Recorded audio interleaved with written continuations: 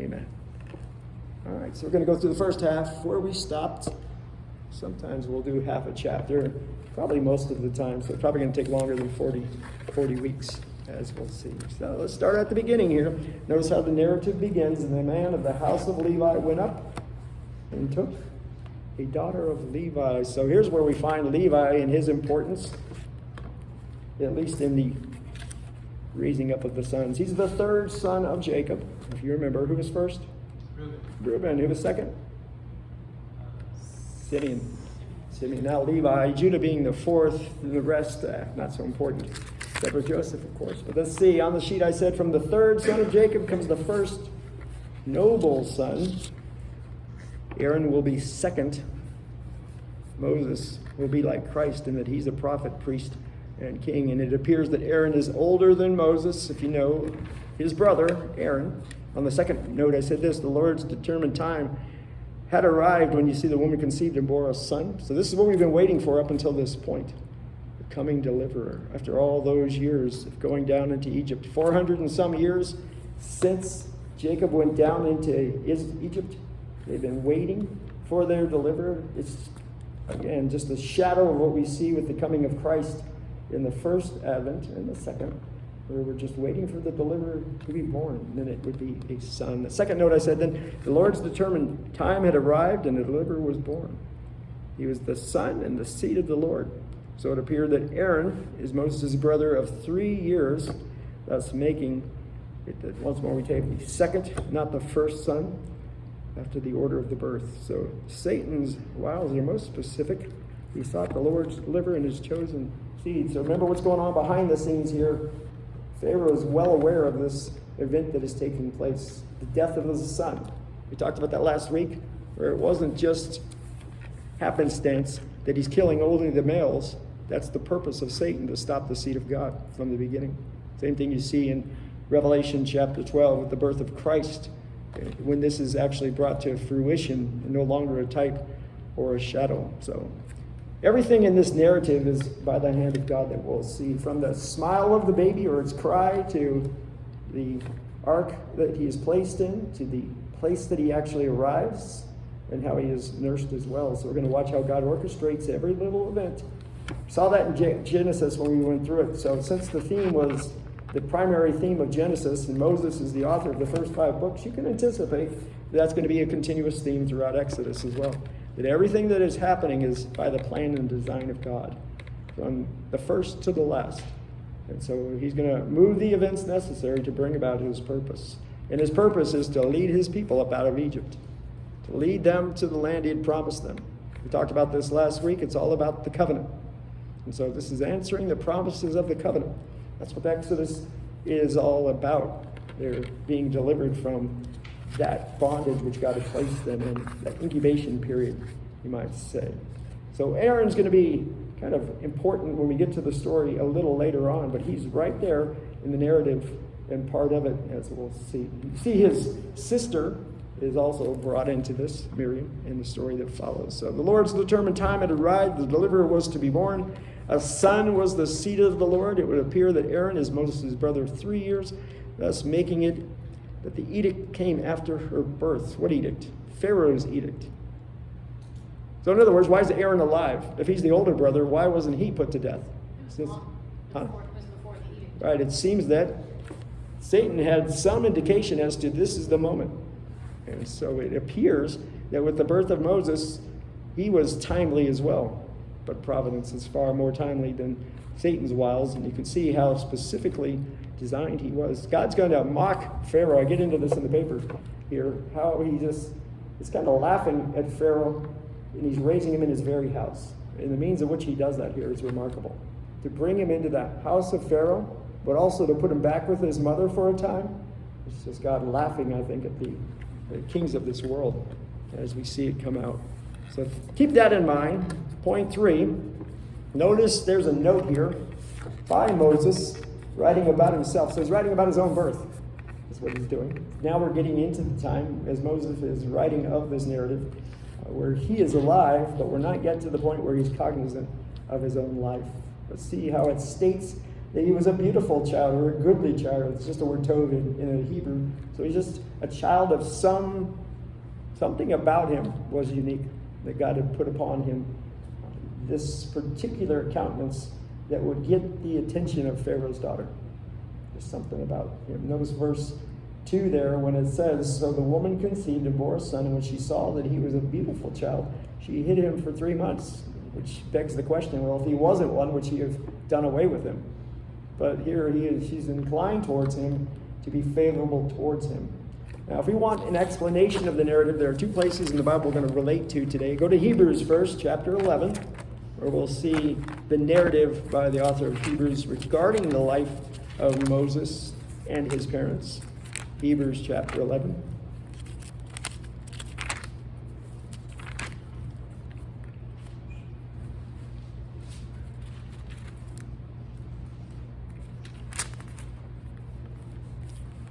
Verse 23.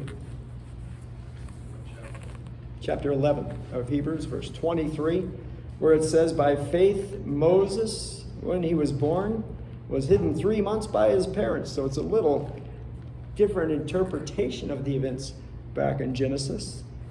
At the same time, we're getting just a specific view of the circumstances back in Genesis. Now we get some explanation of the circumstances being clarified here by the author of Hebrews. And he has the glasses of this age to look upon the events of old.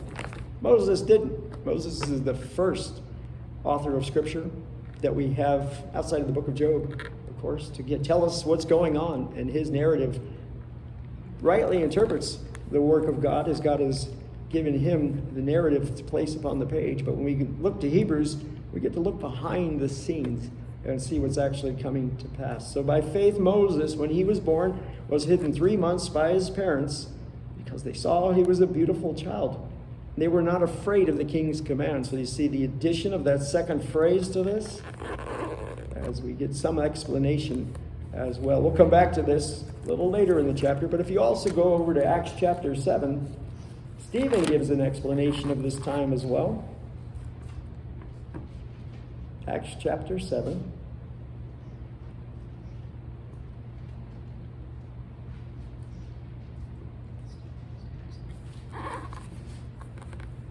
Verse 17.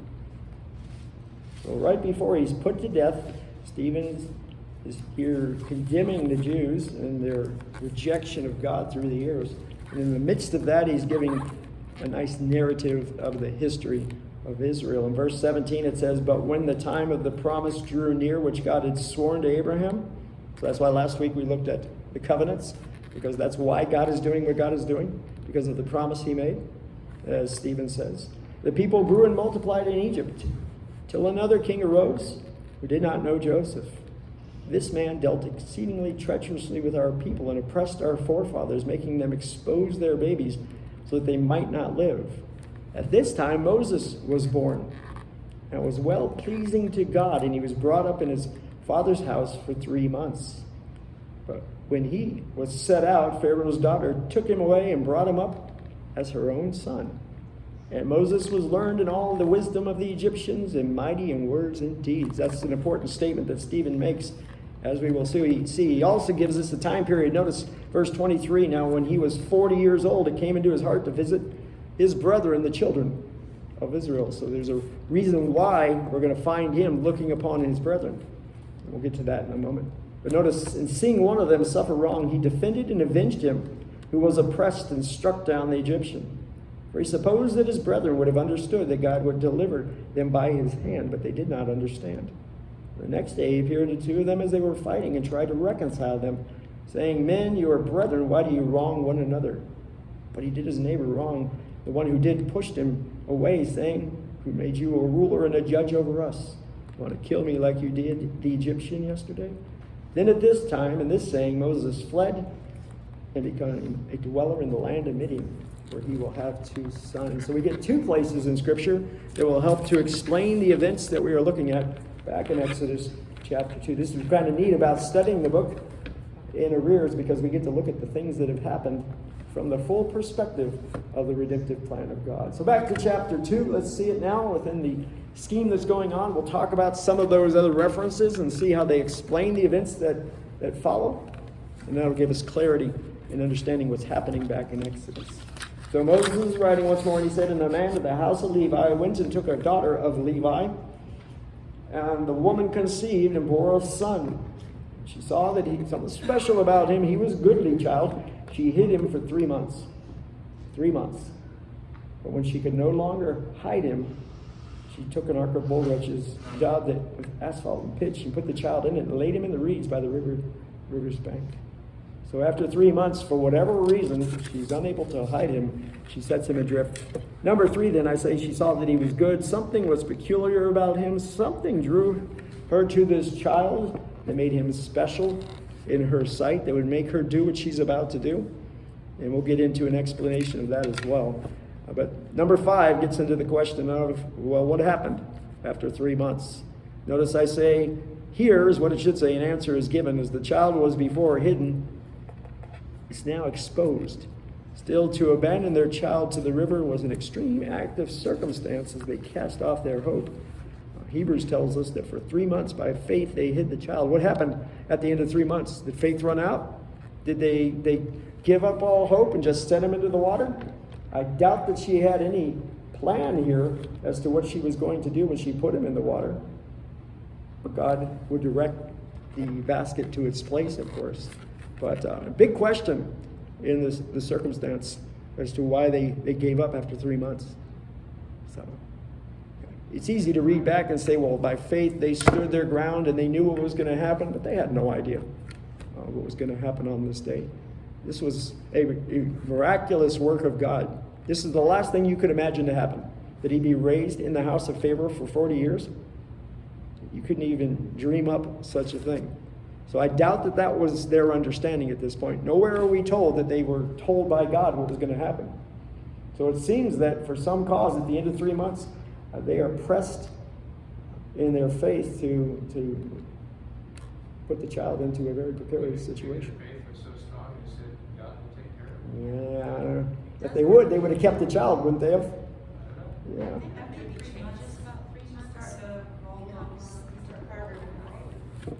Hold on here. So she says by 3 months the baby is making noise and moving around. Yeah. Yep. Moses is walking maybe by 3 months. Yeah. What were you saying? Same thing as Okay. they start changing. So maybe the baby could have been kept and hidden. Yeah. Very small. Become a person. Absolutely. Possible. But if faith was the reason they were keeping this child, of course, faith seems to have reached its end when they just give up and place him in the water. Oh, maybe they just did it in the act of giving it to God. Yeah. If anything, it reminds us that we're a feeble people, and our faith is only so strong. And God always seems to pick up where our faith gives off, as you might say. And here in this circumstance, they had reached a point where they were hopeless. They didn't know what to do at this point, I'm sure, as the circumstances came. But God is faithful in all things that he does, as you'll see. They did have a little bit of a scheme here because they didn't just let him go. You'll see the sister chase him around all the way through. I hope I didn't put your pages upside down. I think this is just mine. Are yours right side up? Good. Okay. But that was part of God's plan. Oh, yeah. Her to find Moses and to get his mother involved. Absolutely. Really. Our weakness God uses greatly to his purpose. Yep. Well, it takes a year to wean a baby. Say that again? To wean a baby usually takes a It year. does. Yep. So just watch what God does despite our weaknesses in this particular story. It just reminds us that even when we reach the end, God doesn't. His purpose, his design doesn't fail in all things.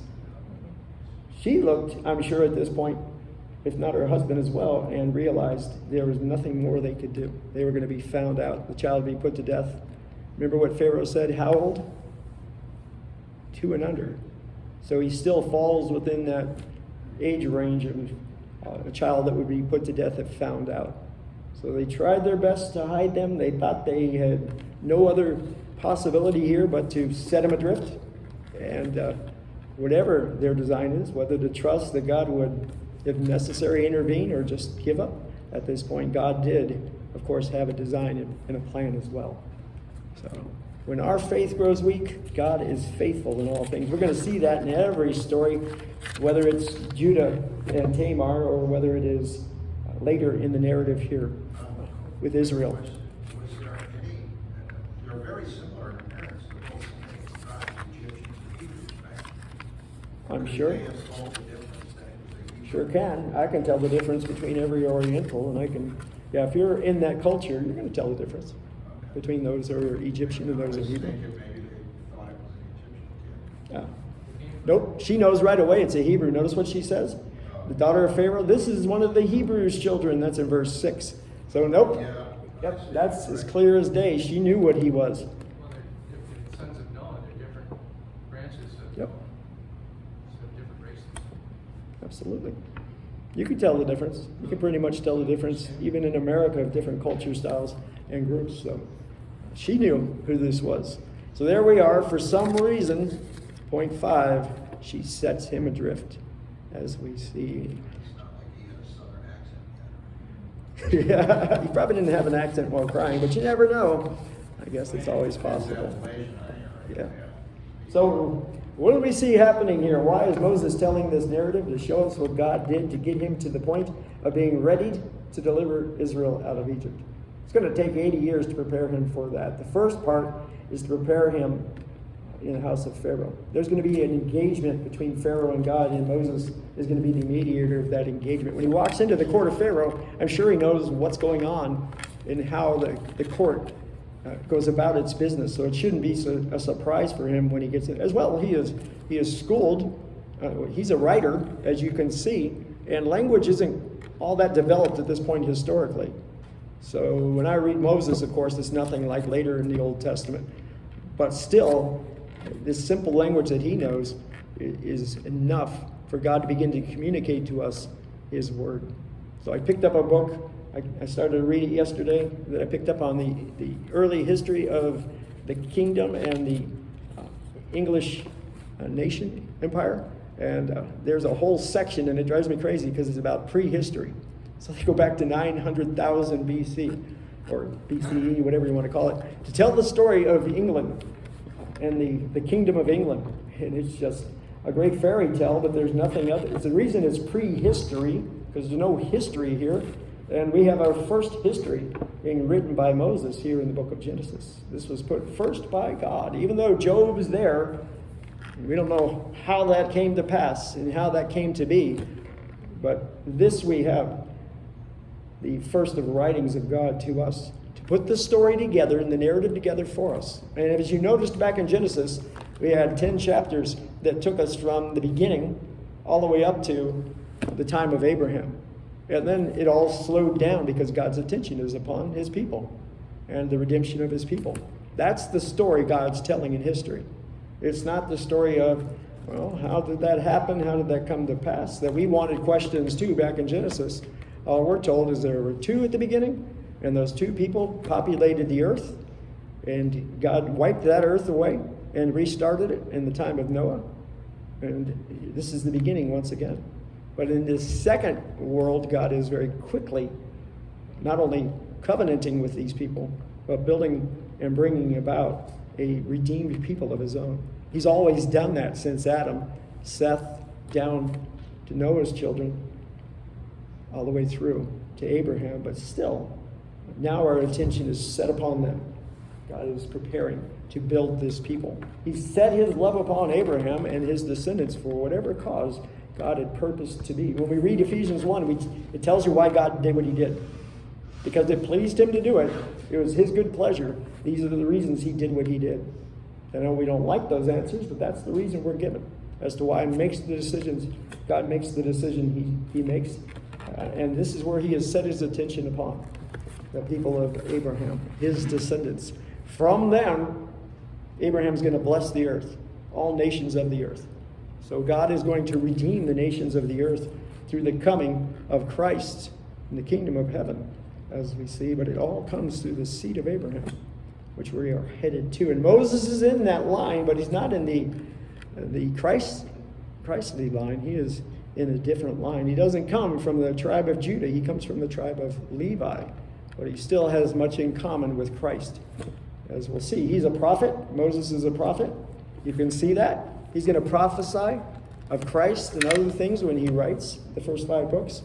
He's also a priest. He is the first priest to mediate between God and men in the book of Exodus here. Aaron will be established as the first high priest and his descendants and sons, but it is Moses that is its first priest of Israel. And he's also serving as a ruler, as a king. So the prophet, priest, and king, the 3 offices of Christ, you see foreshadowed in Moses here.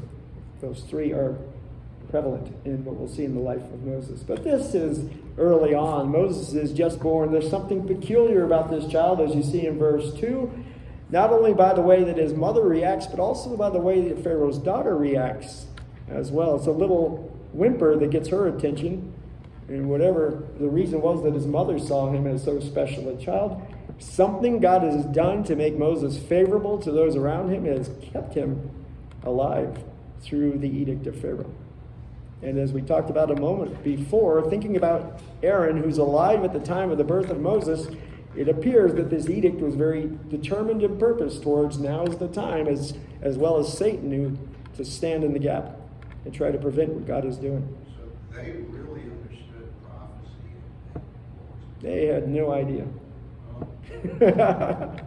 We're looking backwards at that and making those determinations. Absolutely. The strangest chapter back in Genesis, you remember, chapter 37. If you go back to chapter 37, we've heard this story before.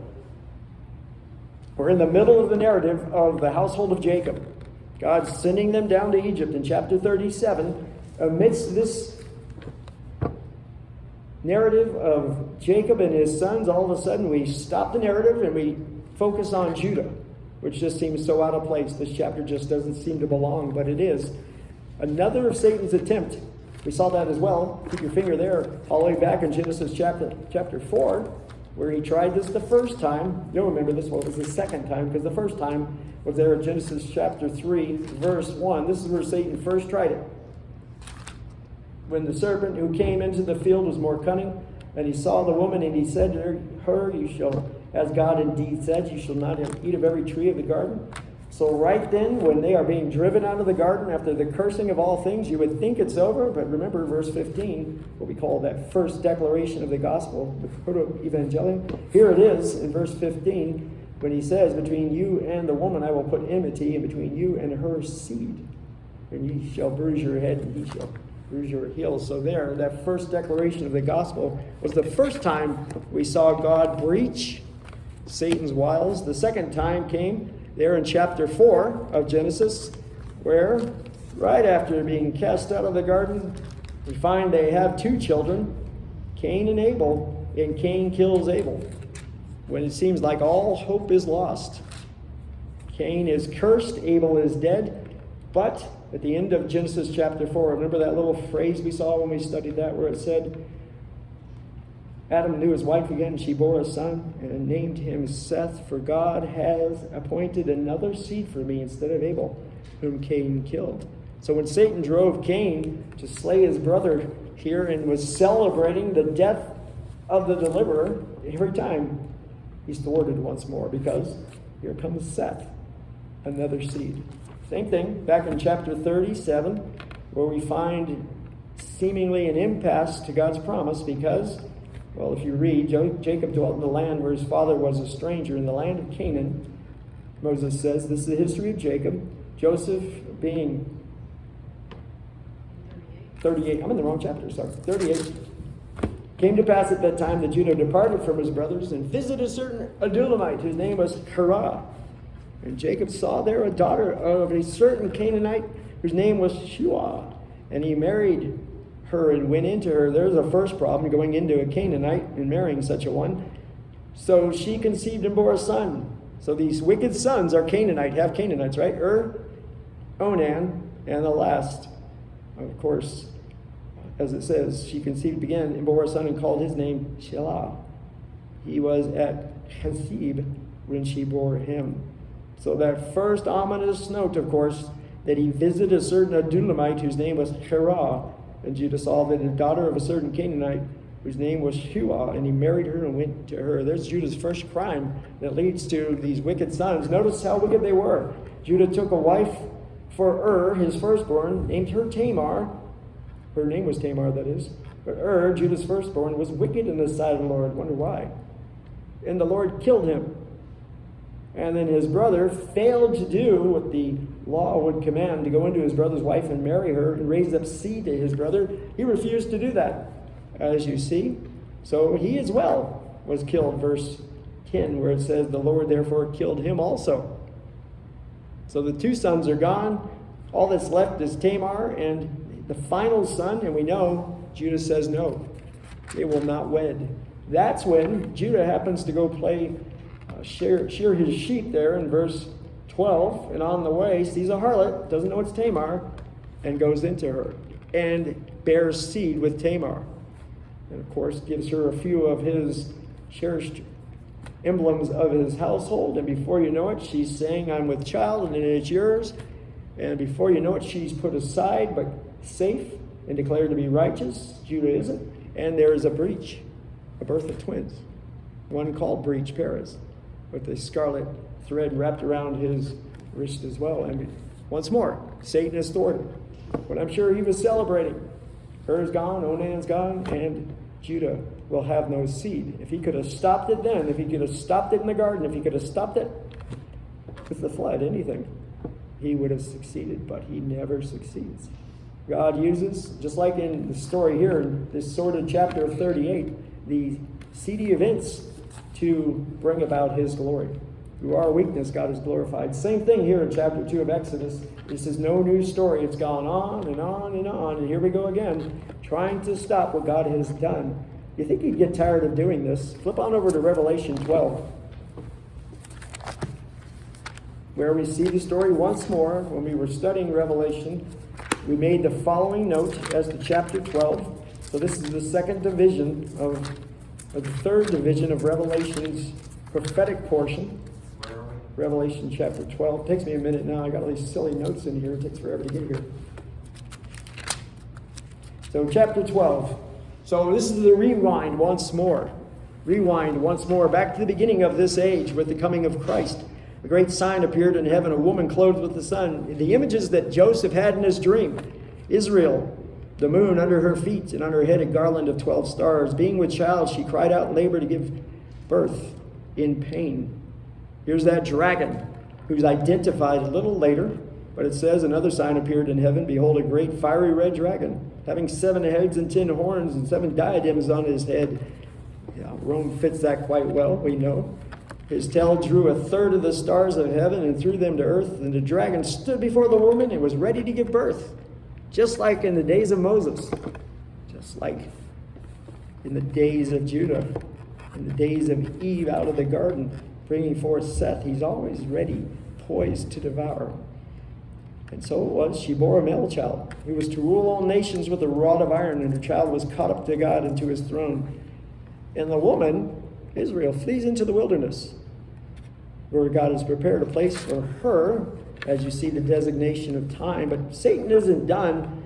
Notice what he continues to do. Verse 7, before he pursues the woman, his place is removed in heaven. War broke out in heaven. Michael and his angels fought with the dragon. The dragon and his angels fought, didn't prevail, nor was a place found for them in heaven any longer. And then the dragon was cast out. That serpent of old, who we are now identifying. This is where we finally get clarity. That serpent in the garden is identified as well. The devil and Satan, who deceives the whole world, was cast to the earth, and his angels were cast out with him. Finally, the casting out of Satan and the pursuit of the woman. But notice first the declaration. I'm sorry, why do you think it took so long? That was Christ had to come. Christ had to succeed in purchasing us in redemption. They cast him out of heaven. Our accuser is cast down, no longer to accuse us before God's throne. Christ's blood pleads for us. Yeah. When the book comes out, you can read that section again. Yeah, of course. How can we restrain a non-corporeal being in a particular place. Remember, this is referring to his access, his authority, his position. It has changed greatly. That's the same thing that happens in chapter 20. That's a parallel to this chapter. But here we go. Notice what it says. Now salvation and strength in the kingdom of our God, the power of his Christ have come. The accuser of our brethren, who accused them before our God day and night, has been cast down. And they overcame him by the blood of the Lamb, which is the word of it. But Satan doesn't give up at this point. Notice what it says. Woe to the inhabitants of the earth and the sea, for the devil has come down to you having great wrath, because he knows his time is short. So even now with futility he continues. Verse 17, the dragon was enraged with the woman, went to make war with the rest of her offspring, and keep the commandments of God and have the testimony of Jesus Christ. So his rage is greatly magnified exponentially towards us in the days that are. But all the way back in Exodus 2, we put the pieces together. You see what's really going on behind the scenes? Moses here, as he's writing these words upon the page, as we see in the narrative, the initial narrative, there's something special about this child. There's something peculiar about him that gets the attention of his mother, his family, and his soon-to-be keeper, Pharaoh's daughter. But if you notice as well, when we were in Acts 7, and I didn't get into it yet in Hebrews 11, but Moses just doesn't show up and see two Hebrews being beaten by an Egyptian. He's there for a purpose. He already knew his purpose, and he's there thinking that they understand his purpose, which they don't. So we'll get to that momentarily as we'll see that. But right now, we still got just the child. And here, what a remarkable work. I'm sure she had no idea what she was doing, but she, in building this basket to float this child down the river, was foreshadowing and even demonstrating what's already occurred. The ark of the covenant, the ark of Noah, these things. Here's another ark of Scripture that keeps safe the promised child. So once more, she's going to build this special place to house him and set him adrift. But of course, not without leaving the sister who stands there far away, wanting to see what would happen to the child and watch what God does. So I don't know where they put him adrift. I don't know which way the river flows. In the Nile, it's north, not south. It's backwards. Okay, so it goes up towards the Mediterranean, is what I'm told. It runs downhill. Yeah. And empties out. So when they set him within that river, did they purposely set him in a place? They couldn't have known that Pharaoh's daughter would have done anything except slay this child. But he just so happens, of course, to be in the spot where she's bathing. And it is, the daughter of Pharaoh came down to bathe at the river. And her maidens walked alongside the river. And when she saw the ark among the reeds, she sent her maid to get it. And what happens? She opened it, she saw the child, and now Moses adds this note of, okay, hold on, get your attention here. The baby wept, behold. So something special happens here to get her attention and to cause her to be inclined towards this child. He weeps, and she has compassion on him. Even though she knows this is one of the Hebrews' children. She knows her father has already given a law that they must be slain, but God inclines her heart towards this child to bring him into the very household of his enemy and raise him there. I can't imagine what Satan was doing for 39 or so years, watching Moses raised in the house of Pharaoh. But we don't get a hint as to what happened in the house of Pharaoh for 40 years. All we do is see Moses, after 40 years, coming out aware of his calling, as we will see. So let's go through the notes. Yeah, there's gators out there, absolutely. All kinds of critters. But the ark kept the child safe. And it just so happened Moses cried at just the right moment, right? So if you imagine God dependent upon us to get things done, imagine if he hadn't cried. He had been cast into the river to be put to death.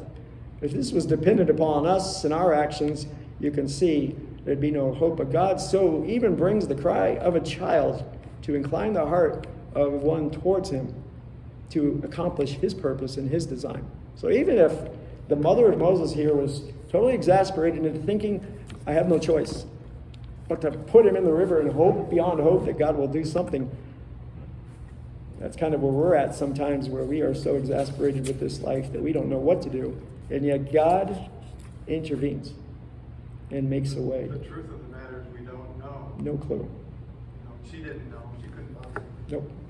And who would have dreamed this up? Who would have ever dreamed up what's about to happen? This should be a movie. I'm surprised they haven't done it more recently. You know, with this, what was so special about this child? Number 6, in an attempt to protect their cast-off son, they leave him to the water in God's hands, crafting an ark of refuge. In a sense, like Jonah, Moses, he's cast into the depths. His name, which is remarkable because he's given a Hebrew name, and in the house of Pharaoh. Every time you hear the name Moses, Pharaoh's being reminded that his edict failed, that he did not succeed. And Satan hears it as well. Whether they're cognizant of that fact, who knows? But much like Jonah, Moses is cast to the depths, like Noah kept in an ark of God's refuge, though his parents couldn't know it. Even in her despair, it appears the family intended to carefully keep watch on the child to see what would become of him. And while we cannot pardon the parents' act of abandonment, I say still the hand of God and providence had prepared to raise this child in a place of a most remarkable state. See what Calvin says, "For there can be no question but that his secret providence through the king's daughter and drew her to the river, who had the courage to take up the child, to have it nursed, and that he too influenced her, made the kind act of saving its life." In a word, yeah, he controlled this whole matter. There's just no other way to read this story than that God here is orchestrating the events. Yeah, it's Pharaoh's daughter makes this choice. She takes this child. She has compassion on this child. But little do they know what God is working in the circumstances of life. Something as insignificant as a baby weeping changes the tide of history forever. We wouldn't have Christ if Moses hadn't cried at that very moment and done so in such a way that her very attention was drawn to him. If she hadn't been on the riverside that day, if she had been late, if she had been anywhere else, all the things that could have happened in our minds. And yet, at the very point that God intended, she was there, he was there, and the divine appointment occurred just that time. It's remarkable. That's another thing we see in Scripture. When Isaac sends the servant to go fetch a bride, or Abraham, who was it, sent to fetch a bride for Isaac? I think it was Eliezer. And remember when they got there, it just so happened he says a prayer at last, if someone's there and I happen to meet him, I'll know God has sent me. And he meets the girl right at that time, right at the well, and it's God's divine appointment. Kind of like when Christ, he's thirsty, he's wandering through Samaria. And he happens to come to a place, a well, a famous well, and he meets a woman at that very moment for the very purpose. He never gets a drink, of course, but she does. A living water, which is remarkable at the time. Hey, Gary, welcome. She's got papers if you got any extras for him. We're in Exodus chapter 2, remarkable events that are happening. As we see now, Moses is placed into the very hands of his enemies. And nonetheless, first, God's going to kind of mock the household by giving him right back into the hands of his own family to be raised until weaned. So she hides him for 3 months. She's reached the end. They put him in the ark, floats him off. The daughter finds him. As we see, it would appear at first glance that Satan had hold of the child. His doom was certain, but God intervened. Just like when Jonah was in the depths and God had prepared a fish to swallow him up. Same thing. God had made this particular time. And with that special cry, the daughter's heart was wed to this child. And I can't imagine Pharaoh's daughter raising a Hebrew child in Pharaoh's court all these years, and what he must have thought. That was a slap in his face. Absolutely. His own daughter. And we never get to hear that story. I can only imagine the tension in the household of Pharaoh with his daughter. It's not his favorite prince. No, and Moses, I'm sure it gets a bit contentious as time goes on, just by the way he's acting when we see him at 40 years old. It just seems like, I'm sure he had not, at this point, just dwelt secretly in the house of Pharaoh. Pharaoh needed a reason to kill him. Absolutely. And there's one coming. Absolutely. Good point. So this is one of the Hebrews' childs, number 10 at the bottom. There's no doubt that she identified that child and knew of her father's command. but was bound to the child by the secret work of God's Spirit, is what I say. Just by that baby weeping. This is verse 6, where it says, and when she opened it, she saw the child, and behold, this was Moses drawing our attention. He says, look, the baby wept. So she had compassion on him. That's the reason why she had compassion, because of his weeping. And she makes the declaration. This is one of the Hebrew children. So not only does she know the nature of this child, but also, I'm sure, of her father's command. And his sister says to Pharaoh's daughter, now she steps up perfectly at the right time and says, shall I go call a nurse for you from the Hebrew women, that she may nurse the child for you? And of course, she gives him right back into the hands that he was in to float down the river. Imagine Moses' mommy, when she finally gets the baby back, to step and imagine what God just did. I put this baby in this little boat I made, floated him down the river, and God saved him and delivered him. He gave him right back into my hands. It's the last thing you can imagine. And now I can raise him because the daughter of Pharaoh has made him safe. You can't imagine how you can just, what? And gets paid for It gets paid for, yeah. It's just like, how could this ever happen? And it happened. I just can't imagine how aghast they were to know just the wonder of God. When their faith ran out, what he did and what circumstances he brought about to bring him right back into her hands. I can hear God giggling. God giggling, yep. I do every time I read stories like this. It's just like amazing how you just see Satan at the same time stomping and having a little tantrum. We were up in New York, and our little grandchild, I'll use her as an example. She was perfect during a 3-hour ceremony for graduation. Sat there, did everything, and then we got out, and she wanted a balloon or something that I was going to tie to her, and she just had a fit and fell down and started to tantrum. I can see Satan just doing that, just going into a fit, enraged at this point. What? He's not dead, and now he's safe by Pharaoh's daughter? This is so contrary to her nature. But that one cry did such a thing, as I say here, it bound her and her affections to this child. Some secret work of God and his Spirit. She could not let him go. I'm on page 2 now.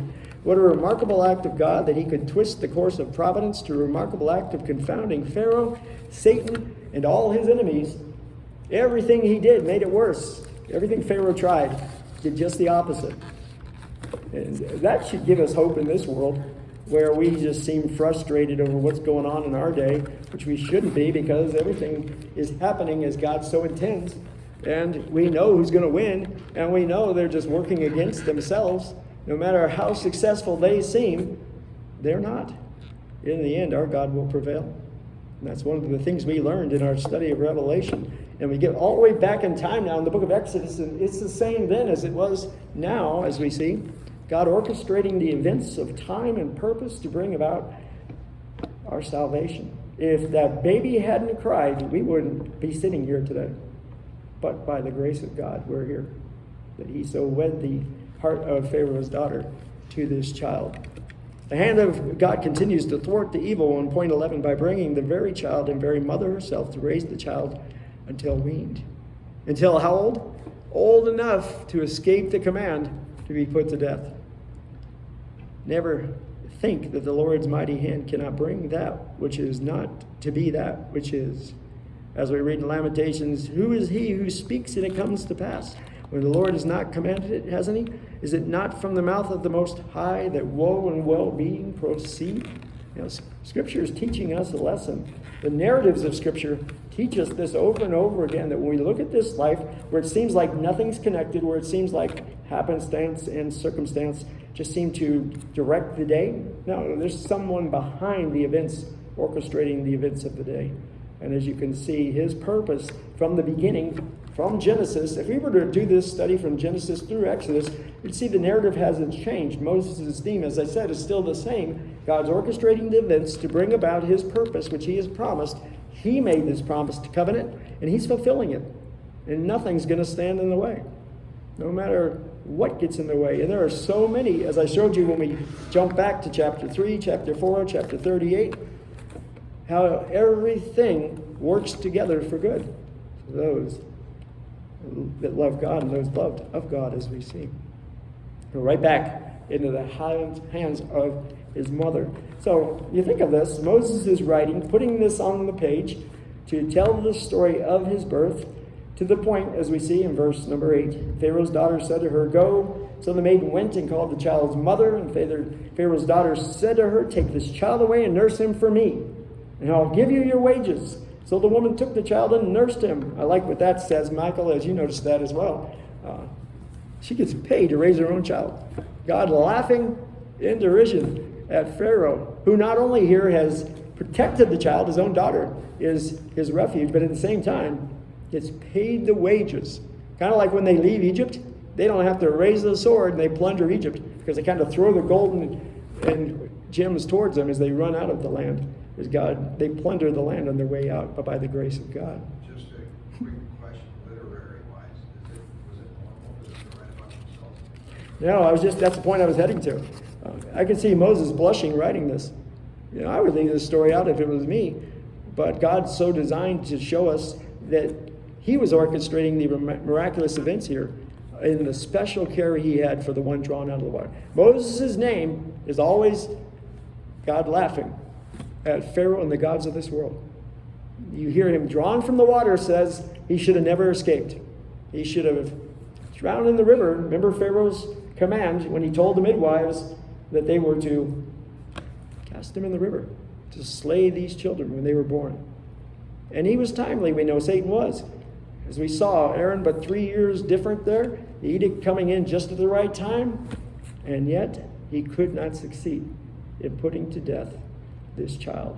And God raises him in his court under his daughter's protection, laughing at him all the while. So how wondrous that under the very roof of Pharaoh, the Hebrew deliverer was raised, the son of his very own daughter. In fact, every time his name was spoken in Pharaoh's house, God laughed in derision. Notice my next note on number 13. The child would even have a name to remind him of his heritage, as his name echoed the sovereign hand of God that fetched him from certain death. Every time Moses said his own name, he's reminded that, but by the grace of God, he's alive and given this place and position. Moses, the Hebrew name, but it may be that she gave the Hebrew equivalent to, so she might have called him something else, perhaps, we don't know. But as Calvin says, we may conjecture that she asked the mother of Moses the word which expressed this signification. Or we may prefer supposing that he had an Egyptian name which was interpreted by his Hebrew. Whatever, as I am most inclined, says Calvin, to think that this was the case. When Moses subsequently fled, of course, he thinks at that time he took his mother. The name at this time had given him. So it might have been he was named Moshe from the water, and then in Pharaoh's court he was called by the Egyptian form of it, but we don't know at this point. All we know is that name is ever a lasting reminder of the events and circumstances that happened here in this day. Whenever you hear the name Moses, you should remember God saved him. God delivered him by his own hand through the circumstances and the events. Satan was poised. The world was prepared. Pharaoh couldn't stop what he desperately tried to prevent, the birth of Moses. And in fact, God put him in his very own house to be raised. It's just remarkable to watch. Put him in his mother's own arms for those 2 years to be cared for until weaned, as it were, until that very day. And so that's the first part of the narrative. When we get to the end of that, then we move into the second part. This is where we begin to see now, as Moses has reached that 40-year-old point. Remember, his life is broken into 3 segments. 40 years as Pharaoh's son. 40 years in Midian as a shepherd. And then 40 years shepherding God's people through the wilderness, as we will see. So as we turn the page, point 14, as we look at the verse where it says, "And it came to pass," verse 11, "in those days when Moses was grown, then he went out to his brethren and looked at their burdens." Now, left to itself in the Exodus narrative here, you don't get any indication as to why. I'm thinking about the movie 10 Commandments. I think it's just Moses is around them. They're building all the pyramids and everything else. He's like one of the taskmasters or something, if I remember right. It's been a long time since I saw that movie. And he just sees it happening as though it was common, something he saw all the time. But it appears when you read the narrative here, that's not the case. As we'll see, as Stephen explains it, It's a little bit different in the way that it's more like Moses realized now's the time. I'm raised and I'm born for this very purpose. And now I'm going to go look at my brethren and see their burdens. And that's when he observed this happening. So it's not so much he just happened upon this, but he had gone on this very purpose. I wrote that here in Numbers 17. I think in Acts 7, where Stephen says, now when he was 40 years old, it came into his heart to visit his brethren. So see, God has placed it in his memory here. It's time. So he spurred him on to go visit his brethren. Remember, they're in Goshen. Moses doesn't appear to be in Goshen. Of course, that's not where Pharaoh's household is. So he's now at the age of 40. It came into his heart to visit his brethren. And of course, he just didn't think this up. Of course, God is working in his heart to bring him to look upon the people of Israel, the children of Israel. And seeing one of them suffer wrong, he defended and avenged him. Who was oppressed and struck down. He oppressed and he struck down the Egyptians. So I always had a problem with this. Well, Moses is a murderer. But not the case, as he is carrying out his divinely appointed role at this point. When he, knowing his calling, takes it upon himself to perform this act. So I'm going to liken that to what I see here in the life of Gideon. I get into the page on this. Like Gideon, the mighty man of valor, that's what God calls him. If you've ever read his story in Judges, he's anything but the mighty man of valor. He's always hiding behind his father. You know, who knocked those statues down? Hiding behind daddy, letting daddy take the fall for that. When the angel shows up, all right, I'll believe it. You got to do something, make this wet or make this dry. And he goes through this once, twice, 3 times until he finally says, okay, I believe it. He just isn't a very mighty man of valor any time. Even when you get to the point where he says, send all these people away, and you got to wean down from 30,000 down to 300. And it's a process to get him to that point of being able to go into battle. So he is made a mighty man of valor. I think Moses is the same thing here. His first act is one of perhaps rashness, but nonetheless, it is indicative of his calling. His purpose, he's been born for this reason, to deliver them from their oppression. And here at the first instance, as Stephen says, at the age of 40, it came in his heart to visit his brethren, the children of Israel, and seeing one of them suffer wrong, he defended and avenged him who was oppressed. And trying to think back in the movie, I think in the movie he was dressed as an Egyptian. I'm sure he was. He doesn't look like an Israelite at this point. No doubt about it. But they know he's Hebrew, which is interesting. They do, yes, absolutely, as you can see. So I'm sure that he definitely stood out as not an Egyptian when you saw him. It was kind of our first conversation we had this morning as to, was there a distinct difference between the Hebrews and the Egyptians? Absolutely, as you can imagine. Makes you wonder if they were wondering all of his growing up years, when are you going to do something? You're in Pharaoh's house, why don't you do something? Yeah, and I imagine he had some thoughts of this ahead of time. He must have. Just the story of his life, 40 years, I'm sure he had some question in his mind. How did I get here? Why am I Hebrew in Pharaoh's court? All this. If we flip back over to Hebrews once again, it gives us some little insight there.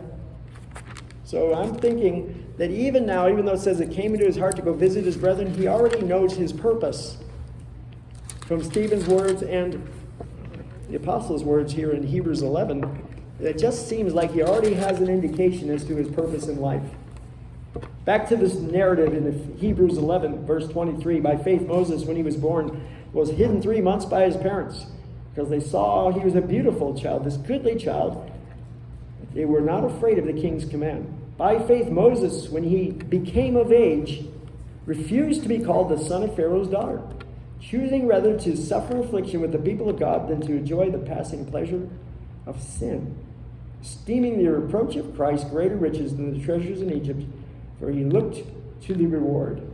By faith he forsook Egypt, not fearing the wrath of the king, for he endured at seeing him who is invisible.